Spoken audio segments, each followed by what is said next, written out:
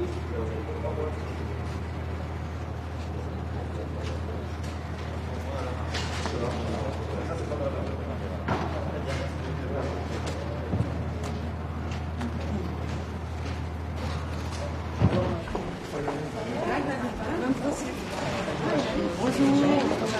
y a toujours une le sujet.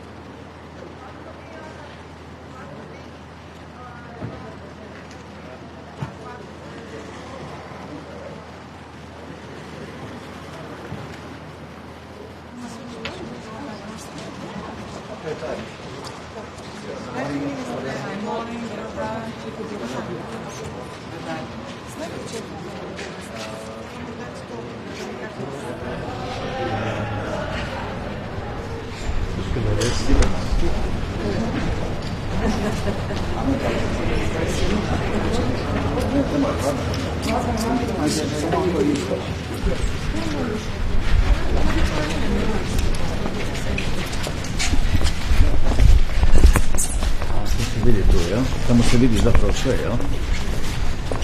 Okay. Good morning. So, first we will have an exchange with Secretary General of Council of Europe. I will express Croatia's full support to Kosovo's bid for membership in the Council of Europe. Second, we will continue our discussion of Russian aggression against Ukraine. Croatia provides significant assistance to Ukraine. Our Prime Minister and several ministers have recently visited Kiev, Ukraine, showing our solidarity and further support. We are also continuing our assistance on rehabilitation and demining. I'm glad we will have an exchange with Georgian Foreign Minister Ilya Darkashvili,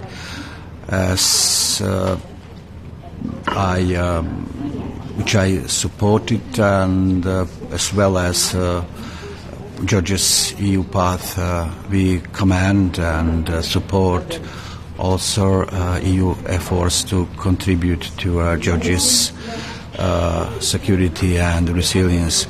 We will also discuss later on our action plan on global implications, consequences of the Russian aggression in the Ukraine. I mentioned that it is important to focus on the global south, but also our close neighborhood, namely Western Balkans region. We will also discuss the situation in Sudan. We are very, very concerned about the developments there. We welcome the swift, quick reaction and good coordination of the evacuation of our citizens. Thank you very much.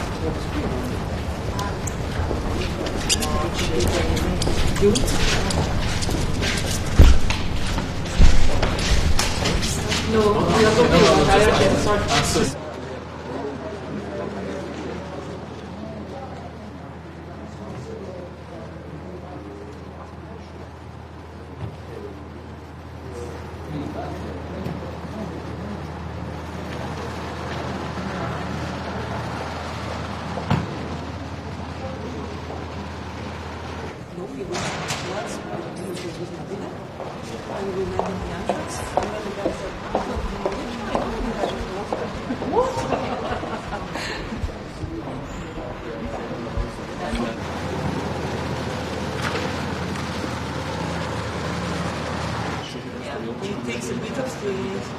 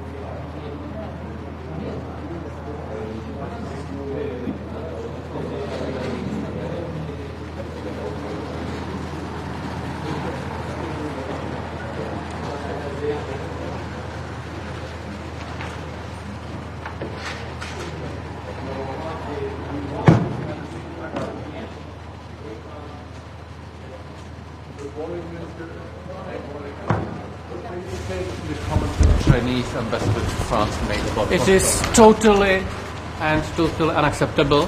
We are denouncing such a statement, and I hope that the bosses of this ambassador will make things straight. Has this come as a surprise from a Chinese official? It is surprising statement from an official of any state who should understand how the international relations are built. So I expect that it will be straight out.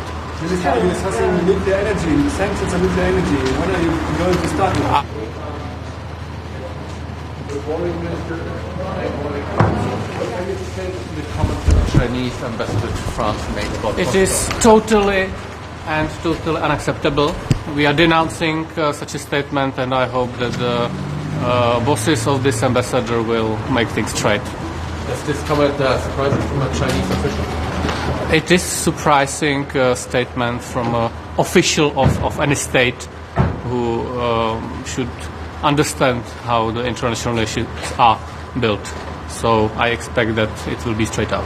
Minister, you're discussing nuclear energy, sanctions on nuclear energy. When are you going to start with that? I won't be commenting anything on sanctions. Georgia Yeah. is a part of your schedule. Yes. Let me share my expectations. Yours. So Georgia has a lot of homeworks to do, so I hope that we will be able to discuss it.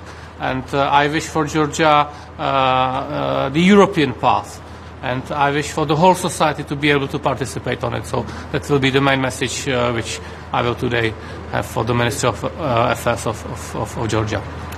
One more question, yeah? And for the minister from Ukraine, who will be joining virtually, Yes. frustrated about wrangling over deliveries of ammunition. What's your message to Kyiv? I don't know what will be the mood of Dmytro. I hope that the mood will be more positive. But we need to do what we need to do for Ukraine to be able to defend itself from Russian imperialistic onslaught. And Ukraine's security is also European security. So my country and the EU also is doing its part in it. So this will be continuation of a long discussion about European security. So thank you very much. Thank you. Bye.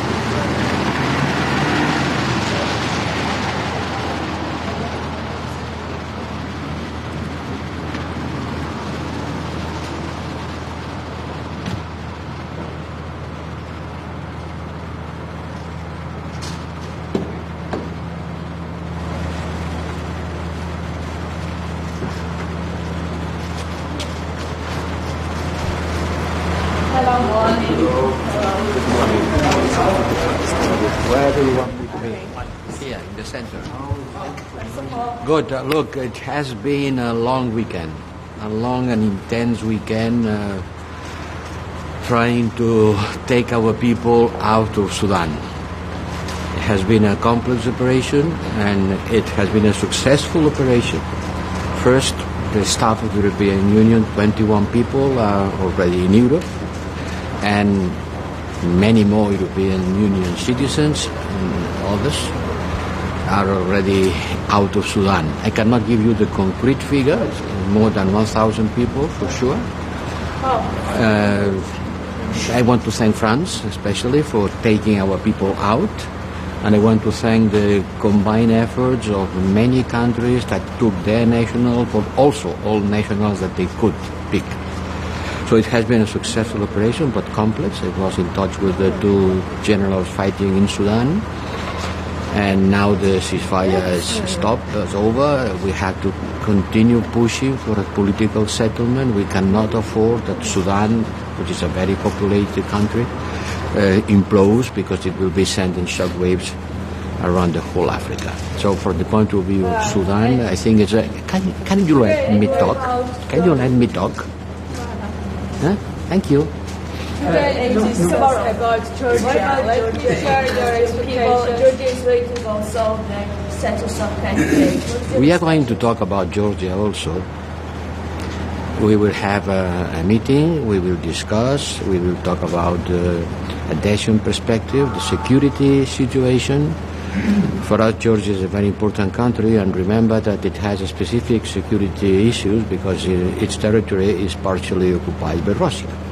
So this is one day, an important day to discuss about Georgia. Also about Moldova, which is more or less in the same situation. Countries who are in the border see the war very close and they feel the threat.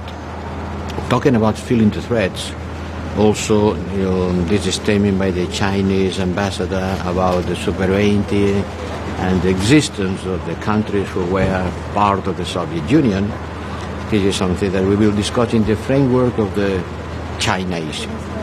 The Council will start discussing about China in order to prepare the European Union in June maybe, that will reassess and recalibrate our strategy towards China. We will approve the deployment of a mission in Moldova that will be opened officially during the next conference on the European political neighborhood. And as you see, there is a long and complex council, as always. But first we will assess the situation in Sudan, and then we will start assessing how do we deal with China, how do we recalibrate our strategy with China. We have been talking a lot about China in the last days, but we will have to continue discussing about China because it's one of the most important issues of our foreign policy. And now I'm ready to answer the questions. Ukraine Minister Kuleba has expressed frustration about the hold-ups to agreeing track 2 of the ammunition plan. He has asked you to help persuade the member states to reach an agreement. Will you do that, and do you expect an agreement in the coming days? How long will it take? Exactly. I've been talking with Kuleba. I've been explaining. There are 2 tracks. The first track is on the way. We have received requests for reimbursement for 600 million euros. I cannot tell you exactly the ammunition who are behind these 600 million euros, in which situation they are. But I've been asked to pay 600 million for that. And on the second track, yes, there is some disagreement, but I'm sure everybody will understand that we are in a situation of extreme urgency. I'm sure that in the following days we will reach, but while we look for this legal agreement, don't believe that we are just sitting and waiting. The whole work is going on. The whole work is going on. So once the legal agreement will be reached, the practical work will be finished. So it's not first one thing and then the other thing. It's overlapping. High Representative on Sudan. Yes. When diplomats are withdrawn, this is an indication that things are very bad on the ground. Do you think that Sudan is on the brink of a civil war? And you are in close contact with your counterpart, with Egypt, Saudi Arabia, Ethiopia. How the international community can help the Sudanese not to go into this very bad... The international community altogether are putting the whole pressure on both sides in order to stop this war. Yes, I've been talking with all the neighbors, all friends, even with the 2 generals in commanding the forces. And the international community message is the same. You have to stop the war, silence the guns and start talking and looking for a political solution, because there is not a military solution to this war. And that's what we are doing. And we take our people out because, well, I don't have to explain you what's happening there. You see, you watch the TV. So our people have to be out because there is a middle of the war. Some of them were wounded. It's impossible to continue working as a diplomat. So the best thing to do with them is to take them out. But your ambassador stayed there. Yes, yes. He had to stay there. The captain is the last one leaving the ship. Who's securing him? Sorry? Who's securing the EU ambassador over there? He is no longer in Khartoum. He's in Sudan, but no longer in Khartoum. On the comments of the Chinese ambassador on French television, you said that will be discussed. But what kind of response can we expect? Well, I cannot tell you in advance which will be the result of the discussion. But it will be, for sure, a strong position in order to clarify which is the official thinking of the Chinese government about the sovereignty and independency of some of the member states. And have you been in touch with the Chinese authorities? Please, last one. On sanctions, some member states are demanding also nuclear energy to be included in sanctions. What is your position? Will EU Today we are not in a position to finish the new package of sanctions on Russia. We'll continue discussing. Sorry, I had to go to the breakfast. Thank you very much for your attention. Thank you. Thank you very much.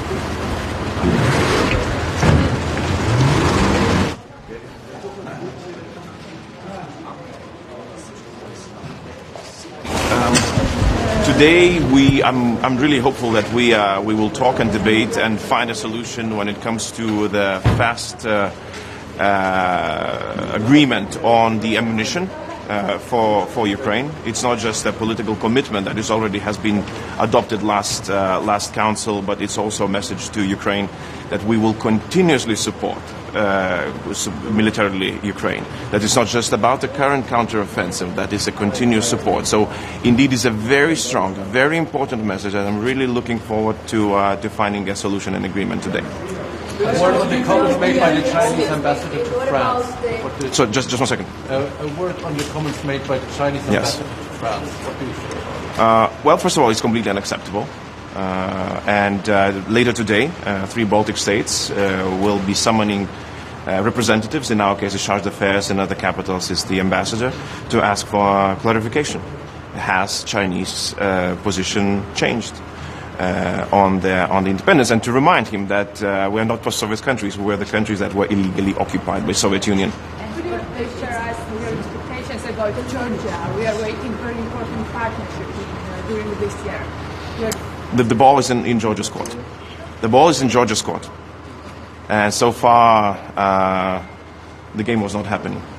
And Georgia, do you have any conversation, any meeting to the foreign minister of Georgia? And what about Georgian and Georgian people are waiting candidate status? What is your expectations about this meeting, about this outcome? Well, Georgian minister will have a chance to present the reforms. I believe that there will be a lot of questions posed to him.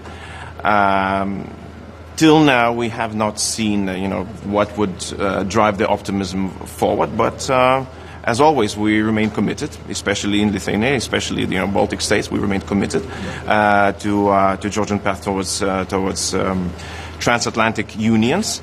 But as I said before, the ball is in Georgian court. They have to play it. Minister, on the ammunition, do you have any idea how a solution might look? You've obviously got some countries who want to insist very strongly on buy European. There are others who are stressing the urgency. But we already had this debate. We already had this debate before last FAC, and it was divided that having fast deliveries is more important at this point.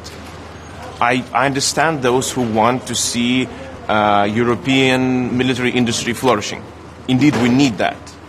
But if we delay, currently, Ukrainians might not push as far and as successfully as they could with our assistance. Therefore, speed is the main factor that we should be looking for now. Minister, on the Chinese ambassador's comments, yes. You said there's going to be a summoning of representatives. Yes. But here, from the EU side, what kind of EU response would you like to see? Well, we've asked our partners to support us any way they can. meaning that there could be other capital summoning ambassadors voicing out that they do not accept the statements or asking for clarifications, and we've seen that. I'm grateful for the countries that already did that, like Czech Republic and others. We, as always, we're asking for solidarity in this case because this is a new phenomenon. We have not seen this happening before. Actually, what reminds us of is what we've seen happening when Moscow propaganda is talking about Ukraine. They question the sovereignty of the countries, they question the borders, they question the territorial integrity of the countries. This is the narrative that we've been hearing from Moscow. And now it's being sent out by another country, which is, in our eyes, an ally of Moscow, in many cases, if not militarily, then politically at least, and sending the same messages, questioning of the whole concept of independence or sovereignty, which is very dangerous in these days. And what does it make you think then about China's peace plan for Ukraine? Look, we've been always saying that we do not trust China as a mediator, as a possible mediator. It definitely has chosen a side. It's sided with Russia politically. Thank you so much. Thank you.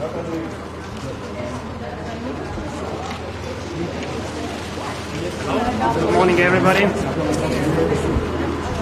Estonia has formed the government last week, and this is my first time here as a foreign minister. So our policy will remain the same. The most important is to support Ukraine up to the win, the victorious situation. What we are standing for as well is that we must continue to support Ukraine with this 1 million rounds of ammunition. I'm not satisfied about this bureaucratic situation what we have now, but I agree, I assure as well that for Estonian government last week was the first decision to do our part of that. So I'm sure that European Union can deliver this 1 million rounds of ammunition within this 1 year, what we have agreed, because Ukraine desperately needs that. The second topic is, of course, the sanctions. We push forward the 11th package of sanctions. This is very crucial that we should put Karamurza connected people as well to the sanctions. So this has been the Estonian proposal to the sanction package. And also the cap of the oil price. The European Union has agreed the scheme how to follow the oil price, and I hope that we'll do in real life. And of course, we have to bring under the justice these criminals who has really changed this international public law situation. I mean the tribunal, international tribunal. It must be created to bring the Troika under the justice. And of course, I'm looking forward to meet our friends from Georgia. It is very important to say that Georgia is with us. We have, of course, some statements with that. And also, of course, what is important that Ukraine and Moldova will continue to be a member of European Union as well. This is one topic. They have the scheme how to follow it, and we hope that everything will go okay. So, thank you very much for that. Hope to see my fellows now, first time this is meeting.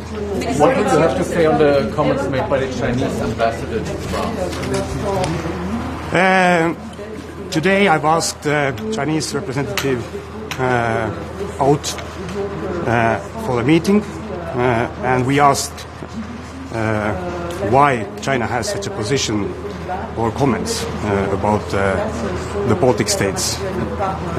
This is clear that the Baltic states and Estonia, we are independent sovereign country, we're a member of the European Union, NATO, but I hope that there will be explanation. We are not satisfied with that announcement what the High Representative made. So what about the future of this former 17+1 format? Estonia has left this, and this has been our clear position. So reinforces that position? The situation is very tense, but we have outspoken our position about that. What about Georgia? Because today the foreign minister of affairs of Georgia is also today here. Georgia also is waiting for status of candidate. What's your discussions boundary status. Yeah. What can you tell us about this? Estonia has supported Georgia years. We are the good friends. But Georgia must be very clear about democracy, about the juridical situation and the justice, and these are the questions we're going to ask. What is the process? Because we support Georgia 100%, and we have done it. But there are some moves that the Georgian government must do, because we have many questions about the democratic situation there.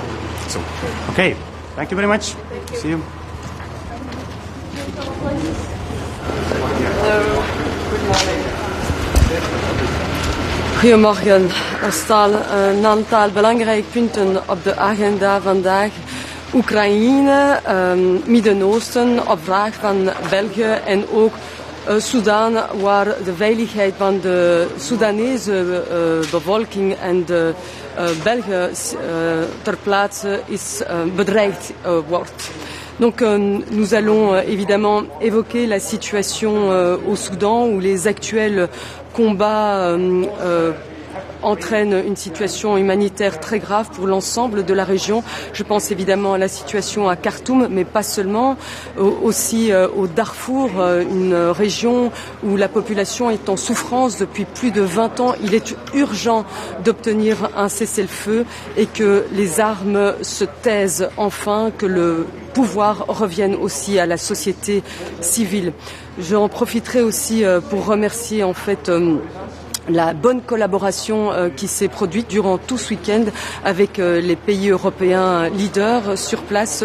Je saisirai d'ailleurs cette occasion pour remercier en particulier la France, avec qui j'étais en contact tout ce week-end, ma collègue Catherine Colonna, pour la bonne collaboration.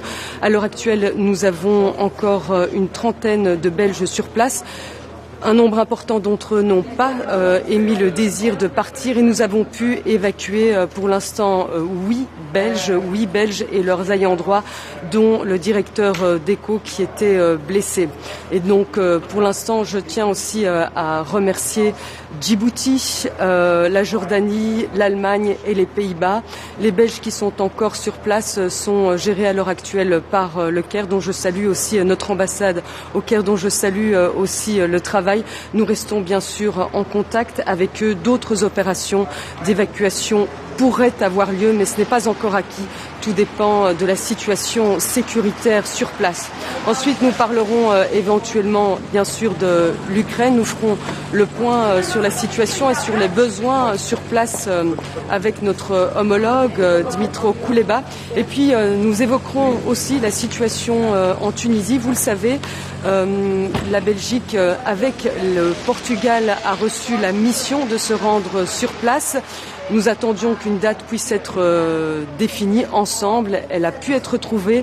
Nous nous rendrons en Tunisie du 9 au 11 mai avec un message au nom des 27 qui sera très clair. Notre message sera positif, constructif et clair, aligné sur nos valeurs. Je vous remercie.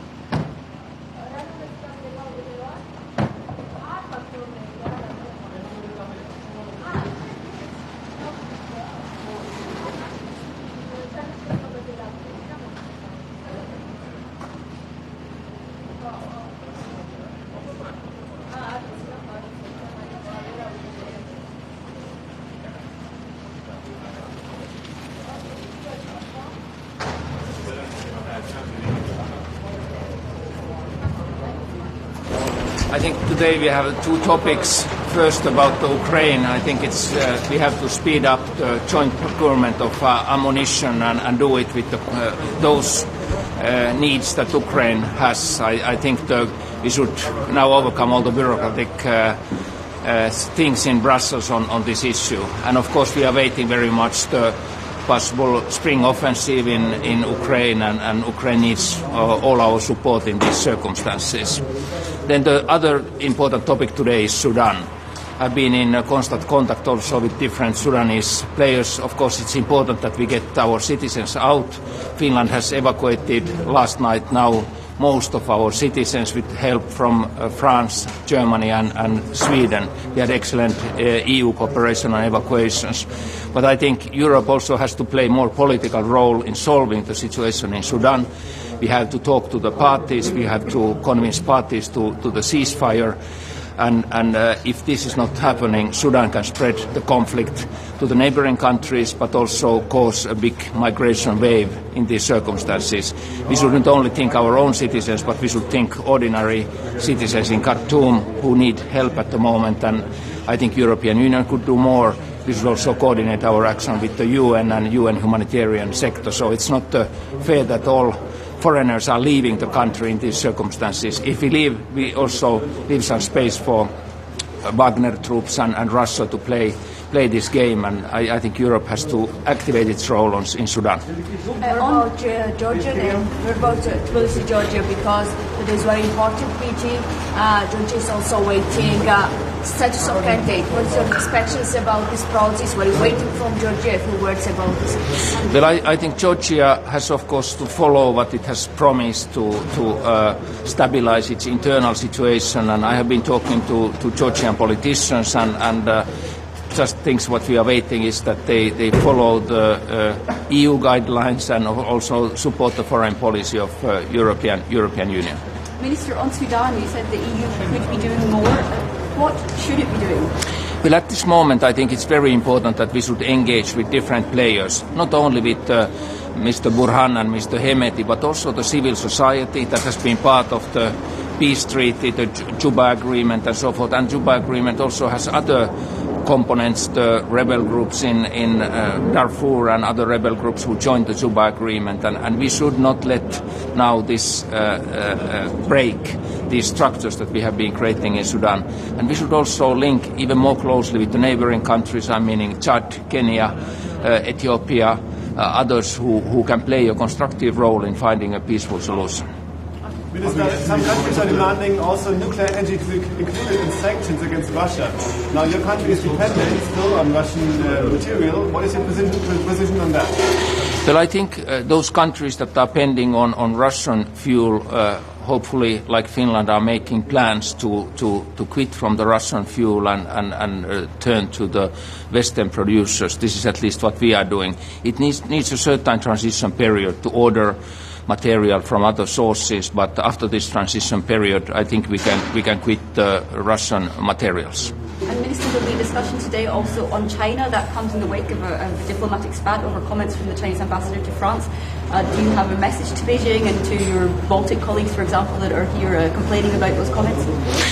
Well, I think it's very important that we have a common line on China, and we have had now the high-level visits by different head of the states and foreign ministers to China, but I think it's very important that we coordinate our message towards China closely among the European Union countries. Of course, we have our commercial links, each and every one, to China, but at the same time, it's very important that we get more independence on critical materials and so forth from China. I think that should be a common European line. And specifically on those comments on ex-Soviet states from the Chinese ambassador to France, do you have a response to those? Well, I think Mr. Borrell has been reacting to those, and I fully share his views. Thank you. Thank you.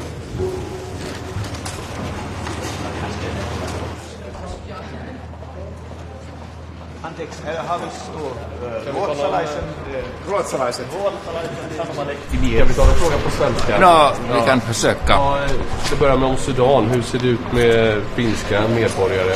Har ni evakuerat? Är det många kvar? No, vi har bra nyheter från evakuering i Sudan. Alltså, tiotal finländare är nu ute.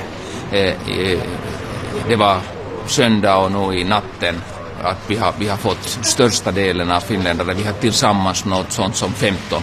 Och vi är mycket tacksamma till Sverige, Frankrike, Tyskland som vi har arbetat mycket tätt om de här frågorna. Samtidigt som jag sa det är mycket viktigt att EU också har en politisk roll i Sudan. Vi borde medla mellan olika partier, med Hemeti, med Burhan och också med civila i Sudan, och vi borde stödja en sån lösning till situationen att vanliga människor också har säkerhet i Khartoum. Du nämnde Sverige där. Vad har mer specifikt konkret, vad har Sverige bidragit med? Samarbete med Sverige har varit mycket bra med evakuering. Vi har hela tiden bytt information om situationen, men förstås att Sverige har haft ambassad i Khartoum och så vidare var mycket nyttig också för Finland. Vi har inte ambassad där. Tack.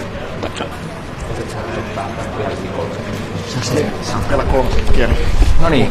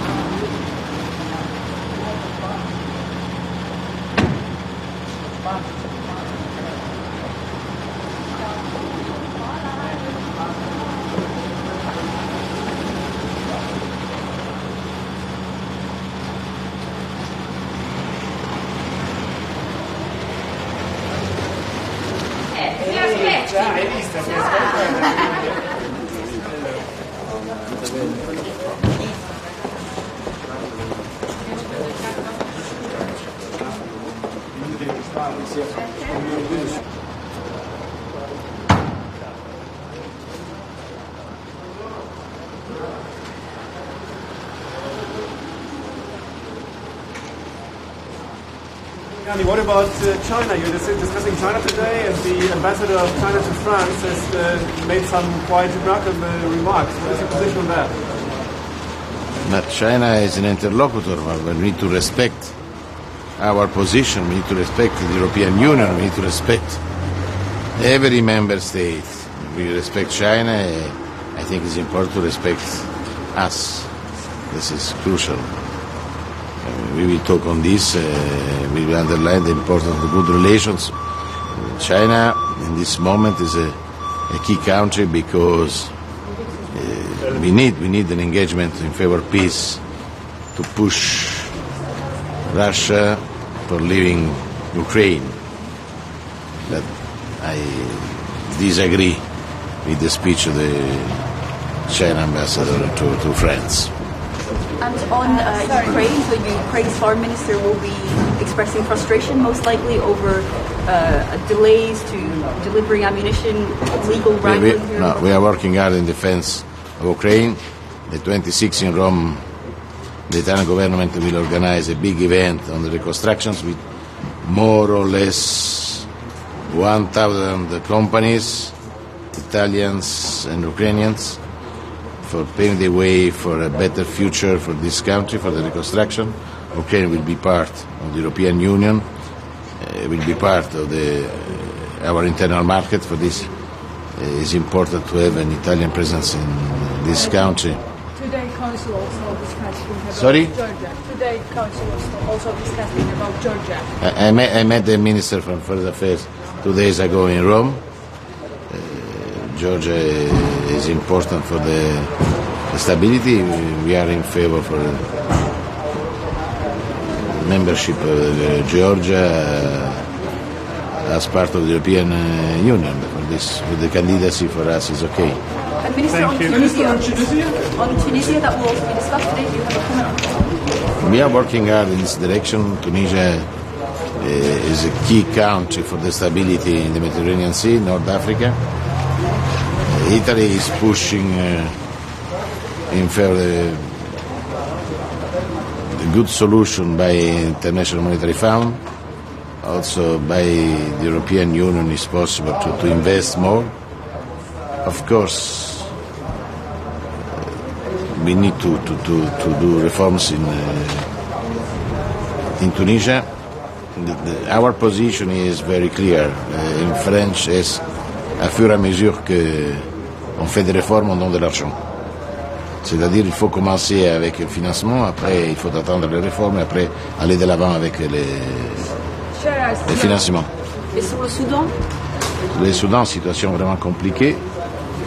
Cette nuit, tous les Italiens sont arrivés à Djibouti grâce à la coopération du ministère des Affaires étrangères, du ministère de la Défense, de tous les Italiens qui travaillent là-bas, à notre ambassade. On a aidé aussi les citoyens de différents pays de l'Union européenne, aussi des Africains. Donc maintenant ils sont à Djibouti et aujourd'hui les Italiens seront à Rome, je pense vers 7h, 8h. Donc la situation est compliquée. Moi j'ai parlé avec les deux chefs qui sont en train de se battre. Donc j'espère qu'on peut essayer de saisir un accord. Situation vraiment compliquée, mais heureusement tous les Italiens sont en train de rentrer en Italie. Donc il y a quelques Italiens qui ont décidé de rester là-bas, mais c'est une décision des médecins, je pense, d'emergency qui ont décidé de rester là-bas. La situation est très très compliquée. Espérons. Moi j'ai poussé dans les coups de fil que j'ai eu avec les deux.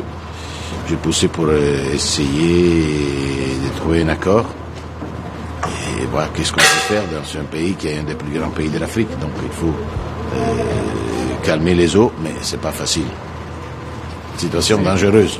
Merci beaucoup. Au revoir. Bye bye. See you. Bon travail.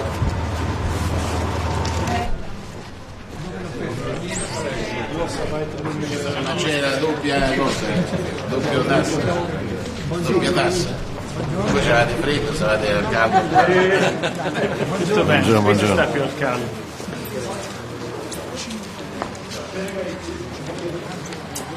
Allora, cominciamo dal Sudan, così vi do le informazioni.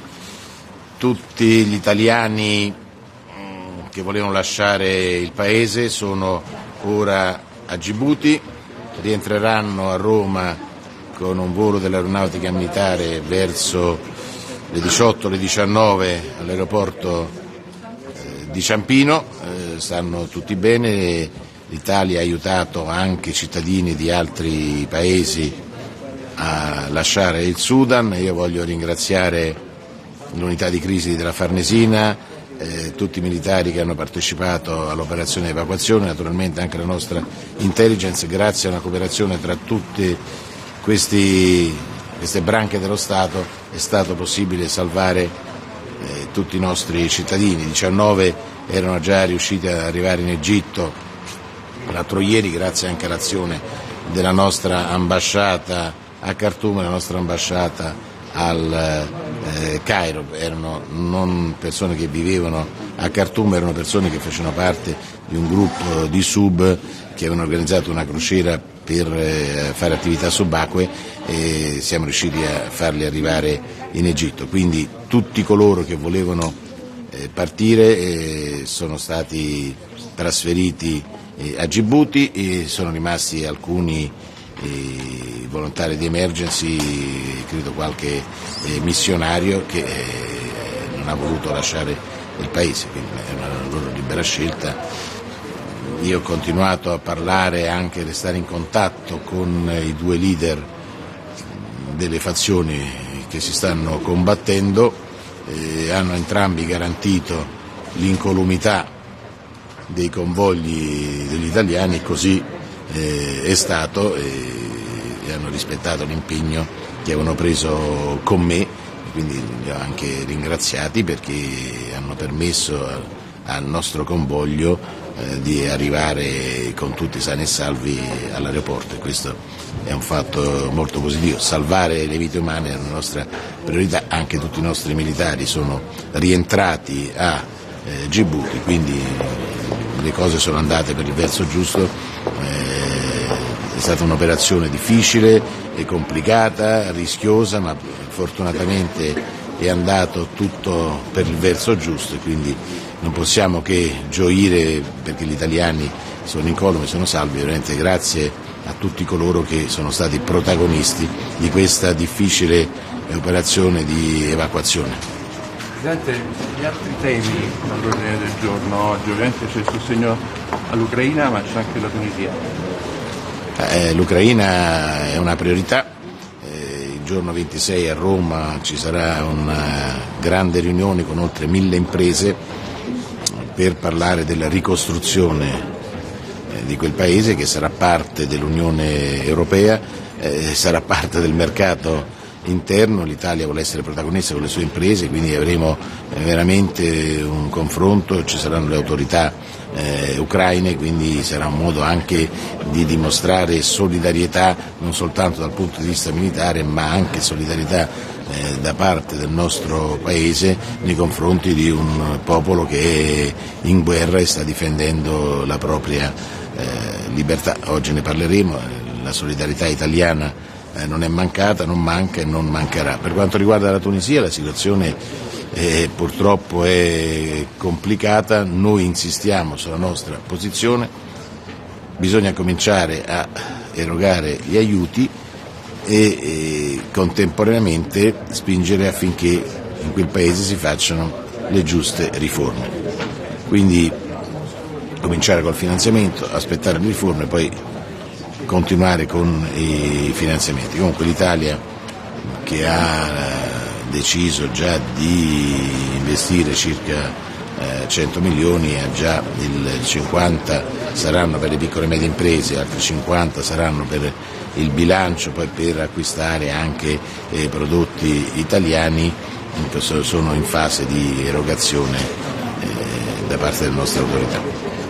Ovviamente non possiamo non chiederle anche dell'indicazione da parte dell'alto rappresentante Borrell di Luigi Di Maio per il Golfo.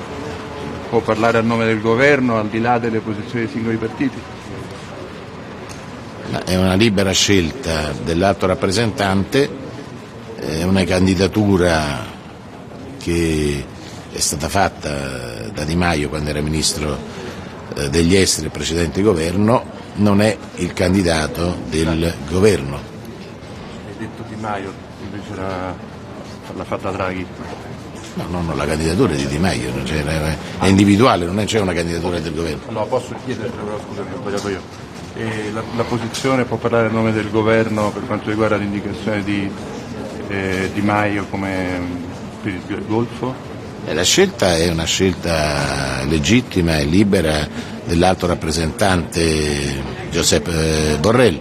Non è una scelta del governo italiano, non è un'indicazione del governo italiano.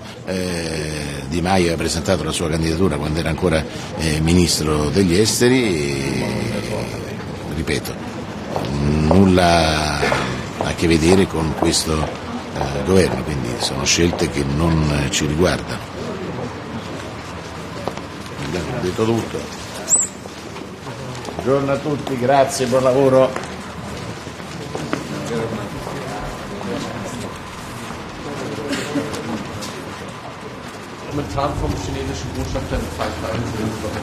Ja, also das Gute dabei ist, dass Peking China zurückrudert. Ich habe eben noch mit Peking gesprochen, mit unserer Botschaft. Sie wissen, dass schon gestern Sie geantwortet haben, dass Sie als Chinesen die Ersten waren, die anerkannt haben, dass alle Republiken der Sowjetunion sollen souveräne Staaten werden. Das Zweite ist, man muss natürlich das auch schriftlich sehen. Es soll jetzt in ein paar Stunden eine schriftliche Erklärung kommen. Aber dass überhaupt so etwas gesagt wird, das ist schon außergewöhnlich. Und ich kann die Angst verstehen von den Menschen in den baltischen Ländern. Das muss also weg. Das muss wirklich weg. Und was auch die Ukraine angeht, die Krim angeht, hier ist auch klar, China hat sich 1991, als die Ukraine den Namen geändert hat in der UNO, es war Sowjetische Republik Ukraine, wurde Ukraine, hat China sich nicht dagegen ausgesprochen. Und soviel ich weiß, hat auch China nicht anerkannt, dass die Krim russisch ist. Also ich glaube, man kann China keinen Rat geben, aber ich glaube, es wäre gut, wenn dieses Status quo auch bleiben würde. Denn sonst wird ja nun aber das ganz europäische internationale Recht auf den Kopf gestellt. Also ein anderes Thema ist ja die Munition von Ukraine. Ja. Vor 4 Wochen bereits die Einigung, aber es gibt irgendwie weiterhin keine Einigung auf die Umsetzung. Ist das nicht extrem peinlich für Europa? Also Sie haben nicht ganz recht. 1 Milliarde ist ja verarbeitet. Sie wissen das. Für 1 Milliarde haben wir ein Einverständnis und die Länder, die Munition dann liefern, bekommen zwischen 50% und 60% von dieser Milliarde bekommen sie zurück. An dem anderen müssen wir noch ein wenig arbeiten. Und das wird aber diese Woche geschehen im Coreper. Und ich bin auch überzeugt, dass, was ich höre, dass man da ein Einverständnis findet. Aber wir, en français. Okay. Sur la Chine. Sur la Chine. Bon, écoutez, sur la Chine. D'abord, la bonne nouvelle, c'est qu'à Pékin, on semble donc reconnaître cette gaffe de l'ambassadeur à Paris, et donc on cherche à apaiser. Donc, d'abord, les Chinois ont dit, nous on a été les premiers à reconnaître les anciennes républiques donc de l'Union soviétique comme État souverain. Une chose. Deuxième chose, si j'ai bien compris de Pékin ce matin, il y aura une déclaration écrite. J'espère que cette déclaration écrite sera vraiment précise et sans équivoque. Donc, il faut que la Chine nous dise que cette position de ce monsieur l'ambassadeur à Paris, n'est pas la position officielle de la Chine. Parce que si tel était le cas, tout l'ordre international serait donc vraiment à plat. Surtout sur l'Ukraine. L'Ukraine était un pays fondateur des Nations Unies, et en 91, l'Ukraine a uniquement changé son nom. C'était la République soviétique d'Ukraine. Alors, elle a laissé tomber le début, elle a dit nous sommes l'Ukraine, et aucune opposition de la Chine. Deuxièmement, j'ai pas vu que la Chine accepte donc la position de la Russie que la Crimée soit russe. Jusqu'à présent, ça n'a pas été le cas. Donc je pense qu'il faut vraiment, revenir à des propos plus sérieux. Il y a assez de, comment dirais-je, de choses à régler dans le monde. Il ne faut pas en ajouter tous les jours. Erst fragen ganz kurz noch, wie zufrieden sind Sie mit der Zusammenarbeit, was die Evakuierung in Sudan betrifft, auch für kleine Länder wie Luxemburg, wie Österreich? Wie läuft das da zusammen? Also das erste im Großen. Wir sehen hier etwas, was wir ja schon gesehen haben vor einigen Jahren im Südsudan, wo auch der Präsident und der Vizepräsident gegeneinander gekämpft haben und es waren 400.000 Tote. Jetzt sehen wir leider dasselbe auch, wo zwei Militärs eigentlich viel Unheil produzieren. Luxemburg hat keinen Menschen in Sudan, das haben wir festgestellt, aber ich fühle mich mit allen europäischen Ländern fühle ich mich natürlich solidarisch und ich hoffe, dass die Zusammenarbeit so funktioniert, dass jeder Mensch, der im Iran jetzt ist, aus der Europäischen Union, dass er auch kann evakuiert werden. Denken wir aber auch an die Menschen, die nicht evakuiert werden können und die im Sudan leben. Das ist eine große, große Katastrophe. Wir müssen als internationale Gemeinschaft alles machen, dass es da nicht wieder so geht wie im Südsudan, wo eigentlich kein Mensch hingeschaut hat. Wir haben nur manchmal hingeschaut in den Südsudan, wenn Menschen in UNO-Gebäuden, wenn die dort ihr Leben verloren haben. Okay, danke.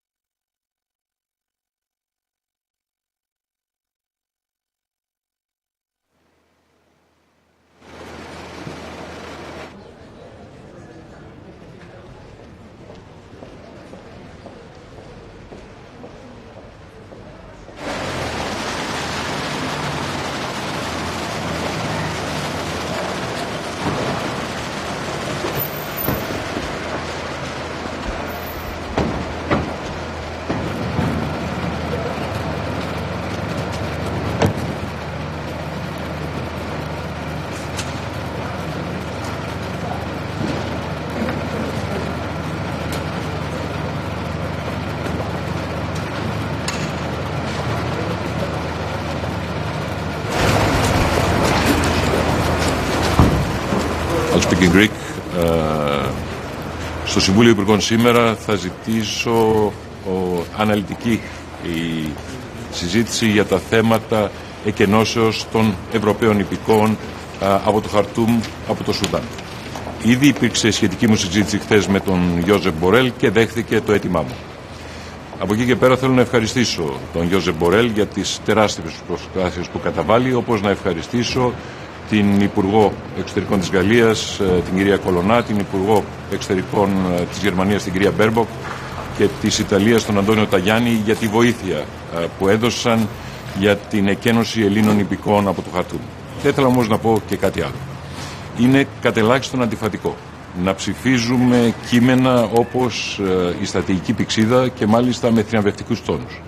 Και από εκεί και πέρα να μην μπορούμε σε ευρωπαϊκό επίπεδο, παρά τις προσπάθειες του ύπατου εκπροσώπου, να οργανώσουμε μια πανευρωπαϊκή επιχείρηση εκένωσης. Η Ευρώπη κρίνεται από τη δυνατότητά της να αντιδράσει στις κρίσεις. Και σαν Ευρώπη θέλω να πω ότι στην κρίση στο Σουδάν δεν έχουμε πάρει πολύ καλό βαθμό. Σας ευχαριστώ.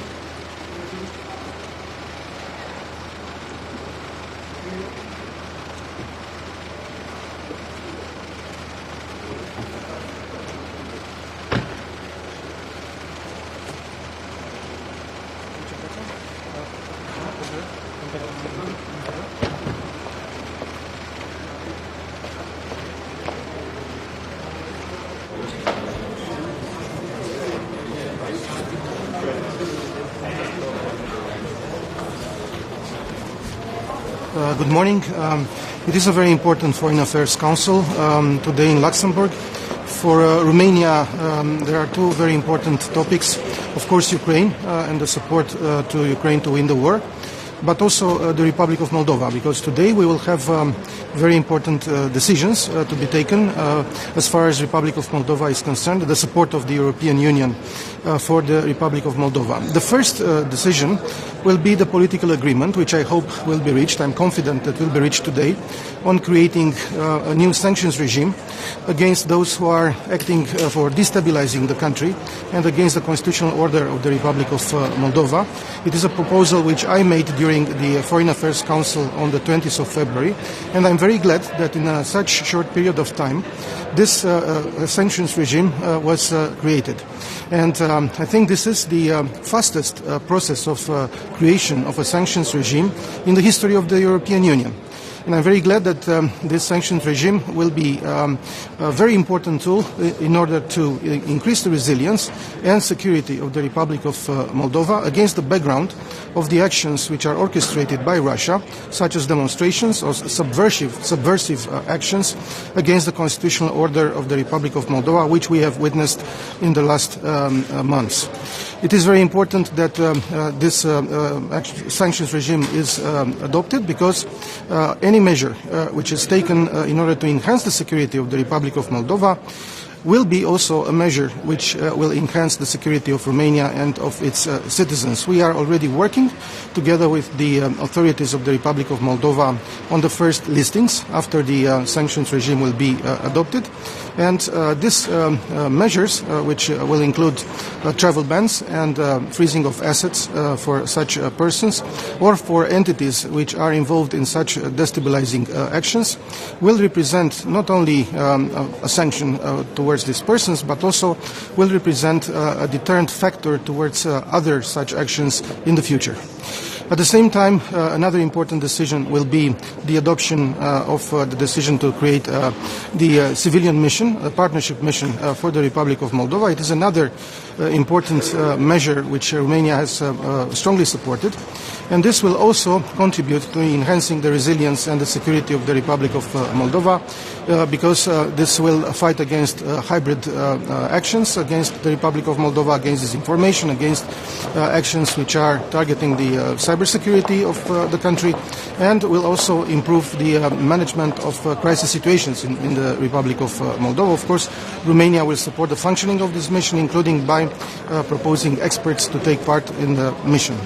Last but not least, on the Republic of Moldova, I will encourage the continued assistance for the Republic of Moldova under the European Peace Facility. It will be a decision to be taken at the beginning of May in that respect.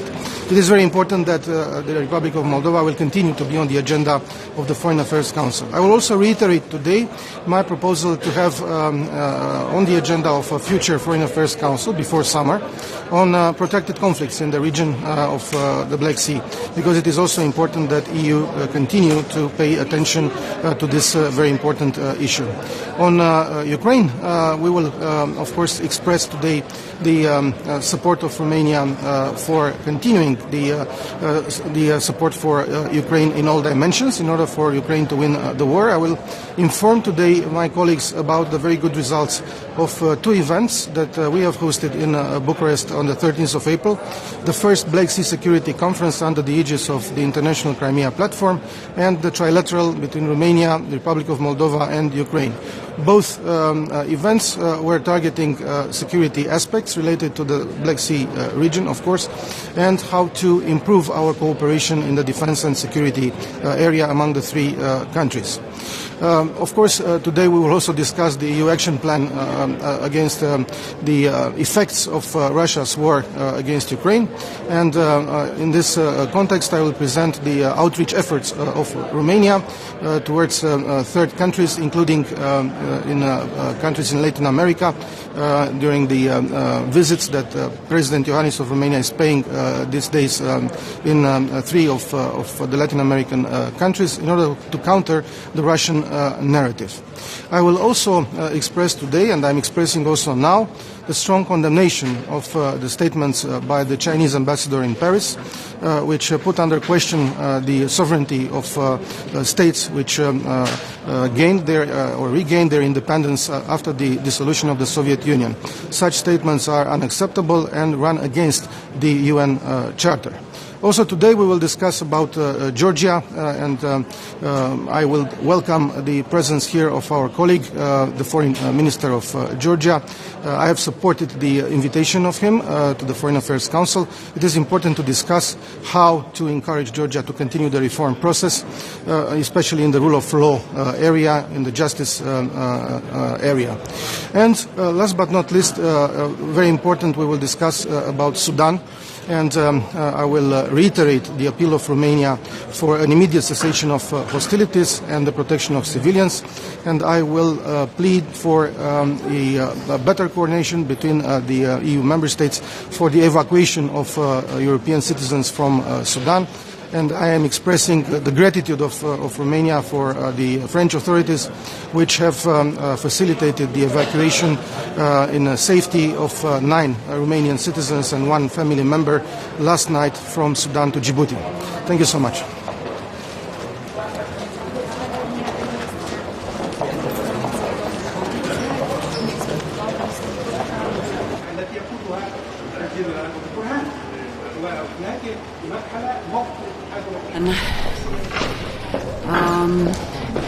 Danes je obletnica parlamentarnih volitev v Sloveniji. Leto je bilo polno izzivov, zagotovo si nismo predstavljali na zunanjem političnem področju, da bomo že več kot leto dni v brutalni vojni, ruski agresiji v Ukrajini, do zdaj zaostrovanja konfliktov v Sudanu. Vmes v tem letu so bili seveda tudi pozitivni premiki, zlasti ko gledam približevanje držav Zahodnega Balkana Evropski uniji, nazadnje dobra novica, tudi odprava vizumov za državljane Kosova. Leto torej polno izzivov, spreminja se naglo svet, geopolitična slika in v tej situaciji se mi zdi ključno, da slovenska politika stoji skupaj pri zunanje političnih vprašanjih. Danes na zasedanju zunanjih ministrov bomo vnovič govorili o vojni v Ukrajini in Slovenija si prizadeva, da najdemo pot za pravičen in trajen mir v Ukrajini čim prej je mogoče. To pomeni tudi vključitev vseh globalnih partnerjev, zlasti imam tu v mislih Kitajsko. O Kitajski bomo danes tudi govorili. Prav tako nas zelo skrbijo razmere v Sudanu, zaostrovanje konfliktov v Sudanu. Prioriteta mora biti čimprejšnja ustavitev konfliktov in pa seveda pomoč civilistom. V Sudanu ostaja še 10 Slovencev oziroma 3 slovenske družine. Svetovali smo jim, da naj ostanejo na varnem in da jim bomo pomagali pri evakuaciji, ko bo to seveda mogoče glede na njihove želje. Gostili bomo tudi gruzijskega zunanjega ministra danes. Mogoče samo še komentar na razmere na Kosovu po včerajšnjih volitvah. Volitve so imele zelo nizko volilno udeležbo, so zakonite, ampak pod vprašaj seveda vprašanje nizke udeležbe postavlja samo legitimnost oziroma kako bojo lahko novoizvoljeni predstavniki res učinkovito vladali. Zdaj smo imeli tudi zajtrk za predsedujoče Svetu Evrope in Islandijo, kjer smo prav tako govorili pred vrhom maja v Reykjaviku voditeljev, kako čim bolj konsolidirati organizacijo Sveta Evrope in pa seveda narediti tudi vse za odgovornost, ko gre za vprašanje na eni strani ruske agresije v Ukrajini in pa seveda odgovornost nasploh pri hudodelstvih in vojnih zločinih. Slovenija v tem kontekstu zelo kmalu gosti pomembno mednarodno konferenco konec maja v Ljubljani, 77 podpisnic, ki bo združila napore za skupen dogovor o sodelovanju pravosodnih sistemov pri pregonu in preiskavah najhujših vojnih zločinov. Hvala.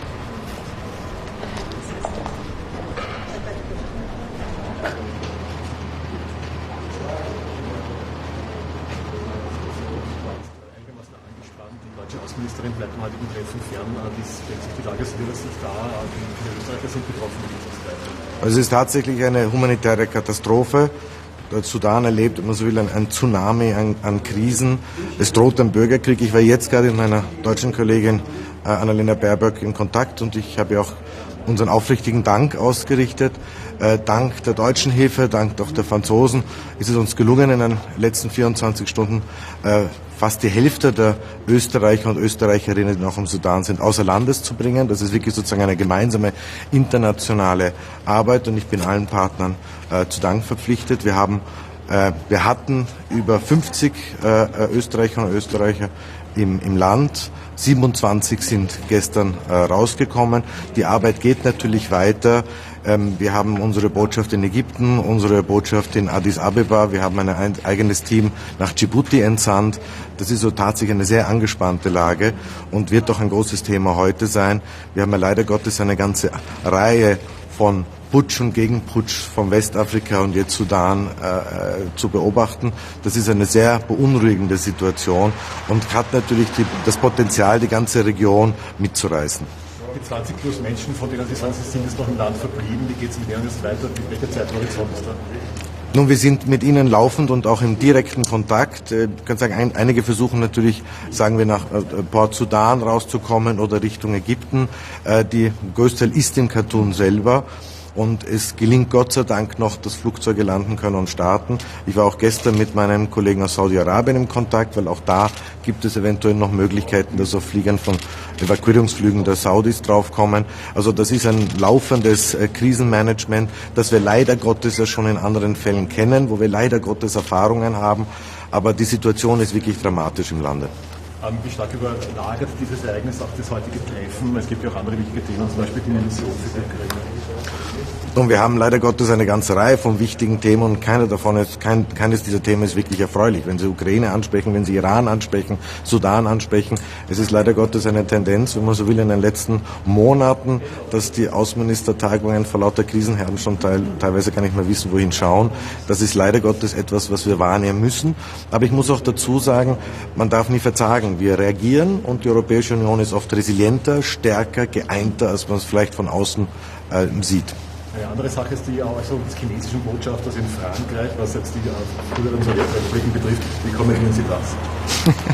Also ich frage mich, ob das wirklich die offizielle chinesische Position ist. Wenn ja, dann wird nur deutlich, dass da doch mehr an Geschichtswissen noch vermittelt werden muss und auch am völkerrechtlichen Wissen, weil China immerhin als Mitglied des UNO-Sicherheitsrates hat er den Beitritt dieser Staaten auch zur UNO gut geheißen und unterstützt. Also ich glaube, da ist vermutlich etwas außer, wenn man so will, außer Kontrolle geraten bei diesem Interview.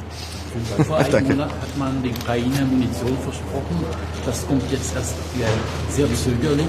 Ist das nicht beschämend für die EU? Also das einen Österreicher zu fragen, wir als neutraler Staat liefern ja kein Kriegsmaterial. Wir helfen dafür umso mehr beim humanitären Bereich. Wir sind nach dem Kieler Institut für Weltwirtschaft sind wir Nummer 1 europaweit, was humanitäre Hilfe für die Ukraine betrifft, sowohl privat als auch öffentlich.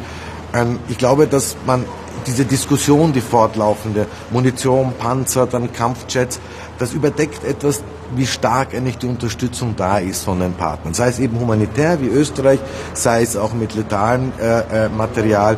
Also hören wir auf, uns die ganze Zeit klein und schlecht zu reden. In Wirklichkeit haben wir 14 Monate lang jetzt bewiesen, wir sind geeint, wir sind stärker und resilienter, als wir uns selber zutrauen. Und jetzt die nächsten Monate werden sicher sehr schwierig werden, gerade für die Menschen in der Ukraine. Und ich glaube, das ist der wesentliche Punkt, dass wir sie unterstützen. Danke sehr.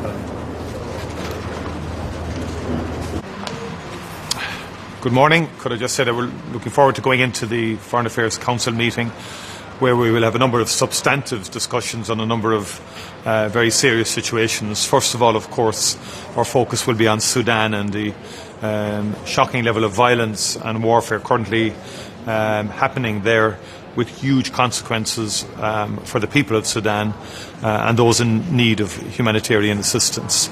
Of course, we are doing everything we possibly can to secure the release and the evacuation of Irish citizens from Khartoum and from Sudan, along with European Union citizens. And we would like to take the opportunity to thank our French colleagues and Spanish colleagues for already facilitating the evacuation of up to 50 Irish citizens over the last 24 hours from Sudan. And the situation is very fluid, and the Irish government and the emergency civil team are there with our defence forces, working with our European Union colleagues to do everything we possibly can to secure the evacuation of all Irish citizens who are registered with our embassy and who are seeking evacuation for Sudan. It's a strong European Union team effort, and we appreciate the work of the French authorities and the Spanish authorities in particular, who have helped multiple nationalities to evacuate. We'll also discuss the Middle Eastern peace process, and particularly the situation within Palestine, and seek a full inventory along with our Belgian colleagues in terms of all of the agreements and supports that are in place for Israel and indeed for the Palestinian Authority, and to continue to work to de-escalate the situation and the tensions there at the moment. And of course the war in Ukraine will be uppermost in our minds, and again we will be discussing the next steps in respect of keeping the pressure on and supporting the people of Ukraine and their territorial sovereignty and integrity. Thank you very much indeed.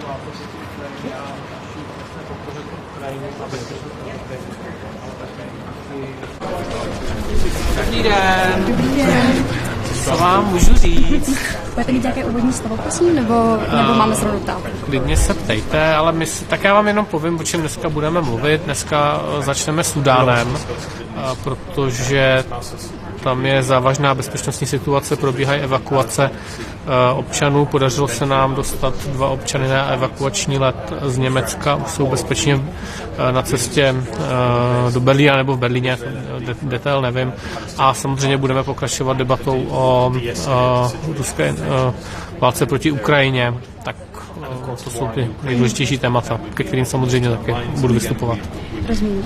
Můžete se prosím vyjádřit k tomu, jak se podle vás změnilo vnímání Česka v návaznosti na jeho reakci na válku na Ukrajině? Myslíte si, že se nějak změnilo vnímání Česka v očích? Se změnilo vnímání Česka nejenom díky té ruské válce proti Ukrajině a naší jasné podpoře pro Ukrajinu a bezpečnost Evropy, ale také i díky českému předsednictví, které v druhé polovině minulého roku zaštiťovalo celou řadu aktivit a měli jsme možnost ukázat, že si to dokážeme odpracovat a má to i konkrétní výsledky. Takže v tuhle chvíli Česko má velmi dobré jméno a já věřím, že se na tom podaří stavět dál.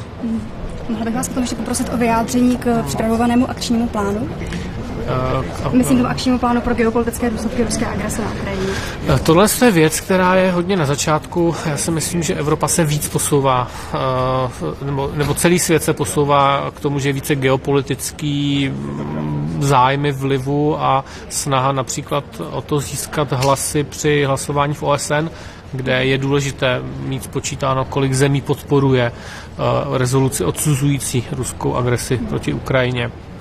A vidíme, že některé země v Evropě, v Jižní Americe, v Asii nepodporují naše stanovisko, náš pohled a je potřeba zahraniční politiku ve všech různých podobách, diplomacii k tomu, aby nás tyto země dokázaly podpořit, aby chápali naše bezpečnostní problémy, ale zároveň my třeba musíme chápat některé jejich potíže a něco jim v uvozovkách dá za to. To je ta klasická geopolitika. Takže tento akční plán, jak si z pohledu Evropské unie pracuje na tom samém a myslím si, že jsme úplně na začátku, že je to spíše nějaký diskuzní materiál a máme se ještě jako Evropa hodně co učit. A když by zmiňujete, že by se jim mělo něco dát, tak co by to mělo být? Tak máme nástroje rozvojové pomoci, můžeme uzavírat různá obchodní partnerství, je potřeba s tím také začít pracovat geopoliticky tak, aby ty země rozuměly našim bezpečnostním zájmům. Děkuji. Já bych se vás ráda zeptala, jak se vyvíjí situace v Súdánu pro zbývající 3 české občany, které se nepodařilo evakuovat. My jsme s nimi v kontaktu, nebo se pokoušíme být s nimi v kontaktu. Ta situace není úplně jednoduchá, detaily nesdělujeme, nicméně zároveň jsme v kontaktu s partnery, kteří fyzicky provádí tu evakuaci, ať už to je, v tomto případě to bylo Německo, ale jsou to i další evropské země, nebo i Spojené státy, takže se snažíme potom je mít, aby byli zařazeni na ty seznamy do těch evakuačních konvojů nebo letů. Jsou to poměrně citlivé záležitosti, takže komunikujeme to potom, když můžeme potvrdit detailní informace. Takže v tomto stavu to a pracujeme na tom. Děkuji. A ještě bych se chtěla zeptat na jednu otázku. Jaké by byly nějaké konkrétní 2 věci, které byste doufala, že se podaří dosáhnout na dnešním jednání? Konkrétní 2 věci na dnešním jednání. Tak já věřím, že